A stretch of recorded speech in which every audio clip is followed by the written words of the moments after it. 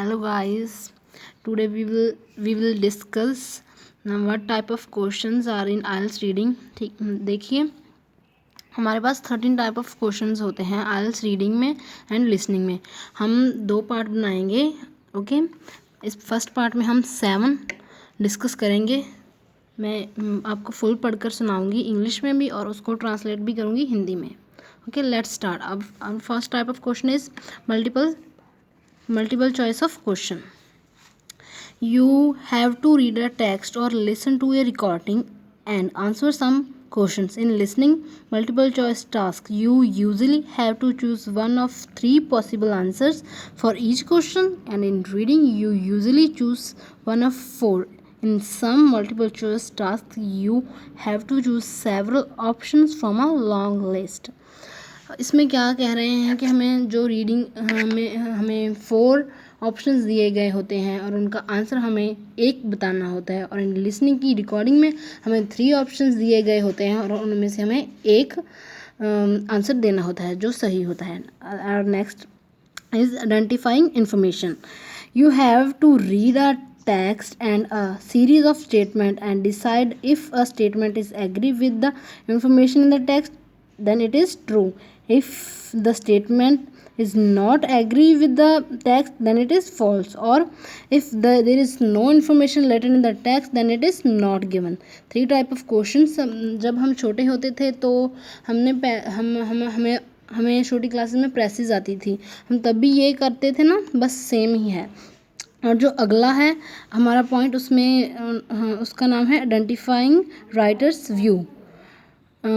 You read a text and a series of statement and say whether each statement is agree with the view claim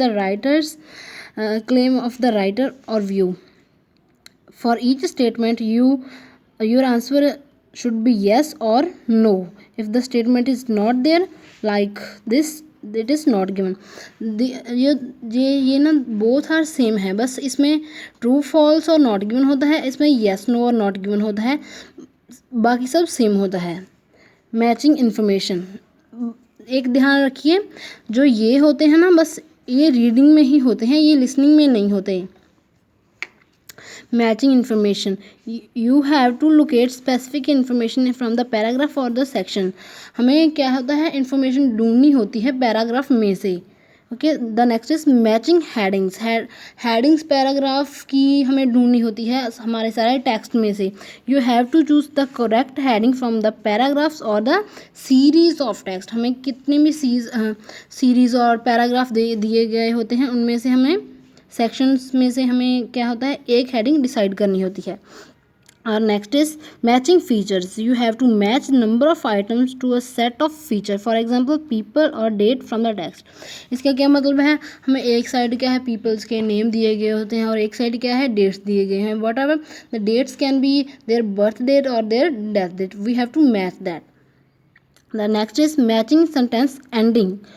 You are given the first half of sentence based on a text and you choose the best way to complete it from a list of possible options. इसमें क्या होता है कि हमें first half of दिया गया होता है एक सेंटेंस का, और हमें द एंडिंग जो होती है वो हमें टेक्स्ट में से फाइंड करनी होती है. So guys, this is the end of our part 1. If you are interested in our part 2, then